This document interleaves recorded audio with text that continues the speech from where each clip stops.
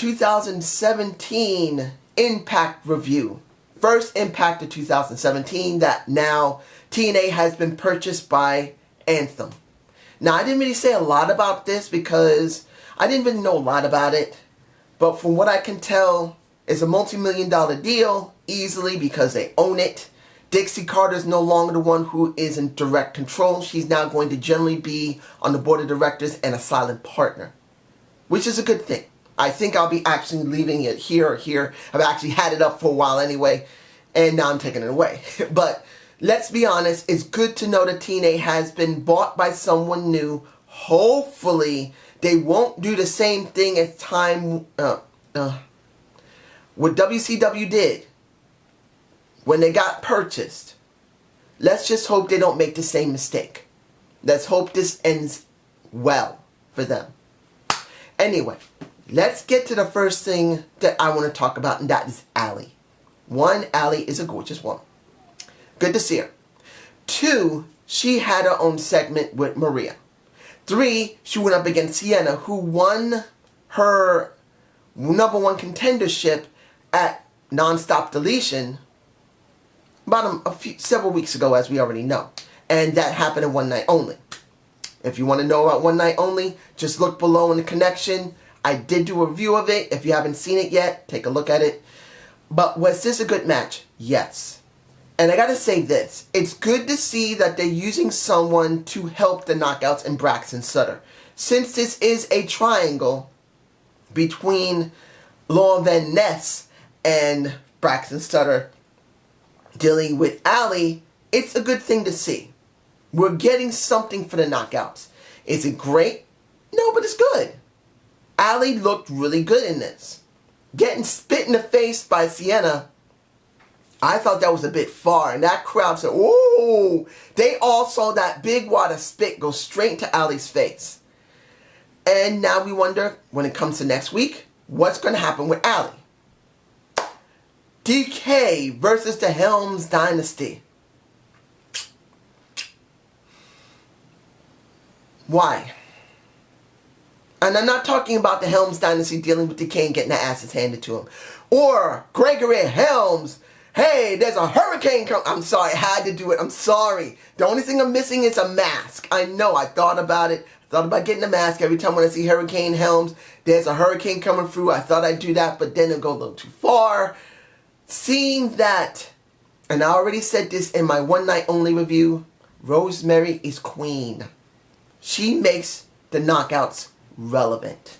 She just does. Seeing she spit in the face of Gregory Helms, turning the greenness into the green jacket. That makes no sense.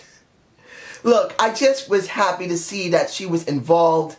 And then the DCC coming out was, what? Why? Now, I know they tried to justify this. And I got to say this. Seeing the Pope as well as Josh Matthews as commentators is very good. And I have something to say about Josh and Madison Rayne in a moment. But I'm glad to see that Josh and the Pope are still doing a good job. Have they botched? Yes. Are they still interesting? Yes. And I'm very happy to see this. But I still don't understand, even with trying to get DCC over, and I've already said they ruined DCC. They ruined them, particularly on this One Night Only. They ruined them. They did. I expect next week they're going to actually be talking with a mic or in the back. They're going to be talking because I really believe they're going off the rails with DCC. DCC should be champs. Now, we could have the Hardys win the titles back from DCC, which they should have done now. Having DCC win those titles and then having the non-stop deletion would have worked better for them to retain them. Not saying that it wasn't great for them to win the titles already and then have to be challenged, but it could also have gone that way too. It could have. I just feel the DCC really should have already had a title. And I just feel like they ruined them. Now, the one thing I want to say about Josh and Madison Rayne. I'm not saying they're the best commentary team, but I am saying this. And I'm being honest here. Taking the Pope out of the equation. You have not seen women do commentary on a major promotion. You have not seen women do commentary on a major promotion for women directly. It's always been men. Seeing that they have gone this way with Madison Rayne, no matter if you think she's not that great of a talker, is something you don't see. And I'm so happy to see it. And I gotta say this, and I know a lot of people are not gonna agree with me, but I got to say this because it makes sense. During 2017, Madison Rayne and Josh Matthews should be involved in some type of storyline. You know why? They don't say they're married, but we know they are. They don't say they have a kid, but we know they are. It would make sense to put Josh Matthews in a situation where Madison Rayne must do something for her man. Now, I could say Madison Rayne getting a problem and then Josh Matthews doing something, but let's be honest. Josh Matthews is not a wrestler. He went through tough enough, but he really couldn't cut it. He just doesn't have it. He's a muscle guy. But in this case, I truly believe that Madison Rayne and Josh Matthews, if it is either or, should be involved in some type of storyline. It makes sense. They did this last year with the Pope, and I felt they kind of dropped off on it. It could have been better. But in this case, I do believe if Madison Rayne and Josh Matthews are together in some fashion, it would mean something. Hell, you could have Josh Matthews go off of commentary for a little while, bring in Jeremy, and let him be the manager for Madison. It would be something different. Now, we had Rockstar. Oh my gosh. Why? Why? Why? I know people are not going to agree with me completely because, let's be honest, Swoggle is over to a certain extent. He is. People loved Hornswoggle. I didn't like him per se after a certain amount of time, but at one point he was over in the WWE, and he has carried that over to TNA. I'm not saying he's going to be working on the roster. Who knows? He might not. This might be a one-off for him. But why do we have to do something with Rockstar Spud in this respect? I mean, if Spud is now done with TNA, I'm hoping he's not, because he's one of the most interesting heels we got. He's not the most interesting, he's one of the most interesting. I always liked Spud as a heel. I always did. But seeing him get destroyed, one, he got destroyed by Matt's son. Two, he got destroyed by this guy. He actually managed to do what? He did a white noise. Oh my gosh. I'm not saying Swoggle, not using Hornswoggle. I'm not saying Swoggle is a weak guy. He's usually they're very solid. Little people are solid people. They're not weak. They're not broke. Their bones are not weak. And it was kind of cool to see him do that to Rockstar Spud. But it also was wrong to see it done to Rockstar Spud because he's jobbed already to a 1-year-old child and now to about a 30-year-old guy who is a little person. Or midget, if you want to call it, for midget wrestling. Because midget wrestling still exists. He is a midget wrestler. That is who Swoggle is. And now he says he quits. If this is a work, I hope he comes back and then he has a real fight with Swoggle. It would make sense. But if he's gone, this is the worst way for him to go. To actually job the Swoggle. I understand the reason why. Because it makes some sense. Both of them are similar in the respect that they're underestimated. But still, why?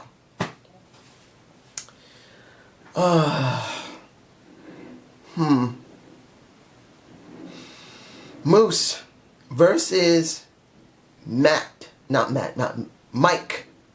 I think the reason why I said this botch was the fact that the match wasn't a bad one, but it didn't feel like there was a consequence to it. Because of what happened on One Night Only, I just feel like there wasn't a real consequence. I don't believe that their feud is over. I don't believe that this is ended. And to be honest, doing a no-holds-barred that way just didn't feel like it was good enough for Moose. I understand the reason why they did it now. I understand the reason why the feud had to be the way it was. But to do a no holds barred, Mike Bennett loses, but then there's no real consequence to it. Just doesn't feel like this was necessary. I understand the reason why it was necessary, but I don't believe with character development it was necessary. It just feels like there's something missing. The thing I loved from the entire show. Eli Drake. Eli Drake. Yeah, yeah. Delete. Yeah. Obsolete. Delete. Yeah. Obsolete. What? I'm confused. This Facts of Life was so nice. I loved it. It made me laugh. It was nicely done. When it came to Jeff, I think Jeff kind of got a little bit insulted, even though this was a work. He was supposed to be insulted. He actually got insulted. Eli pretty much said, and I remember them talking about One Night Only. Eli pretty much said, I did not get an invitation. I must know you want me. I must know you need me. I'm not any of those jobbers, those dummy, yeah, I'm better than that. And pretty much, it was nice. I enjoyed it. It made me laugh when they did that. Delete, yeah, obsolete. If no one didn't think that was funny to some extent, you need to review it again and turn your mind off and just let it happen. It was fun. This segment was fun, and that's what we need in wrestling. It's not about always being so freaking serious or having it super gimmicky. Eli came out in a jacket, some jeans, a shirt, and just did his job. And I feel like the WWE does not get that. I find this more fun than WWE's The Kevin Owens Show. Well, I can't really say that because it's only happened once. If it doesn't a couple of times and it does seem kind of crappy, then I will say that. But the Miz TV sucks to a certain extent, even though Miz is so over and I love him. Seth Rollins, it sucked. When it comes to Dean, it sucks. But this does not, and I loved it. Finally, unless I'm forgetting something, I'm sorry. I am sick again. You have no idea how easy it's sick. I think I got a cold from the people in my physical therapy office. I'm sure I did. It's been going around. Everyone keeps getting the same cold. But anyway, Eddie Edwards versus EC3 versus Lashley. This was the best match of the entire show. It just was. I enjoyed it. I loved it. And in the end, you got Davey Richards coming out and saving Eddie Edwards from getting whacked. It makes sense what went into One Night Only. And like I said, I don't know if Eddie Edwards, and it's so hard to say this could happen because I know TNA, sometimes they start going down the path of something and they stop it. Because right now, Eddie Edwards and Davey Richards could turn to an interesting feud. Do I want to see them fighting for a title? Not now. You could say later after Eddie drops it to EC3 or drops it to Lashley and then gets it back again. Right now would be dumb. But I wouldn't mind seeing them go up against each other as rivals. And then if Eddie or Davey gets the title, I wouldn't mind seeing them fight for it. But this is just my point of view. And I hope you enjoyed the Zane's view. Please give me a comment below. I could not get the intro done. I'm sorry. There was a problem that the images I had just didn't fit. So I'm going to use the older one. And last thing I'm going to say, Naomi for TNA. Have a good day. Have a good night. Peace.